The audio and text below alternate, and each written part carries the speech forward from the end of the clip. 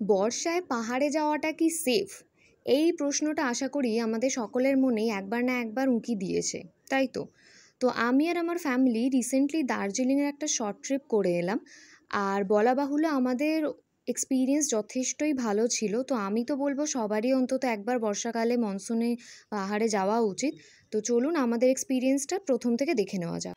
স্টেশনে নামার পর সবার প্রথম আমরা যেটা করেছিলাম সেটা হচ্ছে ব্রেকফাস্টটা সেরে নেওয়া।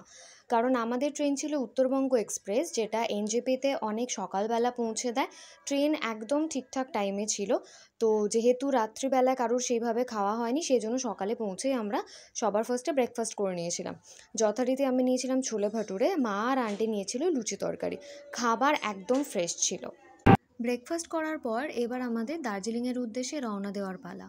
আমাদের গাড়ি যথারীতি আগে থেকে বুক করা ছিল, যেহেতু আমাদের ট্রিপটা একটা ট্যুর কোম্পানি থেকে আমরা বুক করেছিলাম।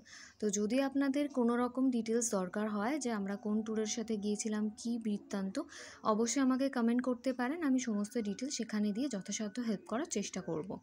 তো দেখতেই পাচ্ছেন অলরেডি পাহাড়টা কিন্তু দূরে দেখা যাচ্ছে, তার সাথে তো রাস্তার এই দারুণ গ্রিনারি, সিনিক বিউটি, মানে যেভাবেই এটাকে ডিসক্রাইব করা হোক, আই থিঙ্ক সমস্ত ওয়ার্ডস কম এর সামনে।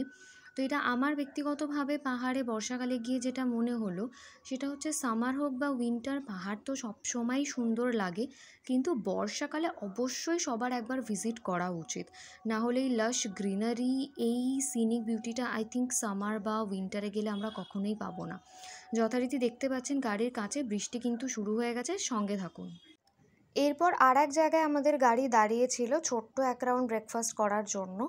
সেখানে ব্রেড অমলেট, বাটার টোস্ট এইসব খাওয়া হয়েছিল। তারপর আবার আমাদের গাড়ি রওনা দিল দার্জিলিংয়ের পথে। এই রাস্তাতেও দেখতে পাচ্ছেন আপনারা যথেষ্ট সিনিক বিউটি, আর হ্যাঁ, বৃষ্টি কিন্তু অনর্গল হয়েই চলেছে, দেখতে থাকুন। দুপুরে দার্জিলিং পৌঁছানোর পর যথারীতি শরীরে আর কারোরই কোনো এনার্জি ছিল না।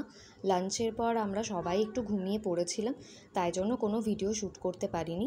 বিকালবেলার দিকে ম্যালের দিকে একটু ওয়াক করতে গিয়েছিলাম, মা, আমি, বাড়ির বাকি সবাই মিলে। এইটাই হচ্ছে আমরা হোটেলের দিকে ফিরছিলাম। এসে তারপর ডিনার করলাম। ডিনারে ছিল রুটি, চিকেন, আলু ভাজা। হোটেলেই যথারীতি ডিনার, লাঞ্চ সব কিছু দেবে বলেছিল, সেইভাবেই আমরা বুকিংটা করিয়েছিলাম। তো খাবার যথেষ্ট ভালো ছিল। চলুন তাহলে আজকের ব্লগটা এখানেই শেষ করছি। ডে 1 এখানে শেষ।